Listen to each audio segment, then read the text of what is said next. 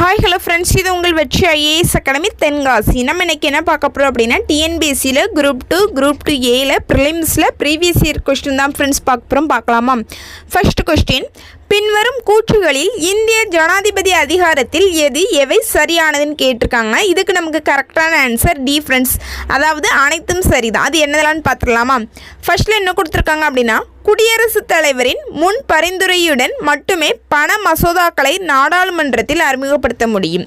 இரண்டாவது என்ன கொடுத்துருக்காங்க அப்படின்னா, நாட்டின் நிதி நிலைத்தன்மை அல்லது கடன் அச்சுறுத்தலுக்கு உள்ளாகும் போது குடியரசுத் தலைவர் நிதி அவசர நிலையை அறிவிக்க முடியும். மூன்றாவதாக என்ன கொடுத்துருக்காங்க அப்படின்னா, குடியரசுத் தலைவர் தனது அலுவலகத்தின் அதிகாரங்கள் மற்றும் கடமைகளை பயன்படுத்துவதற்கு எந்த ஒரு நீதிமன்றத்தின் முன் பொறுப்பாளி அல்ல.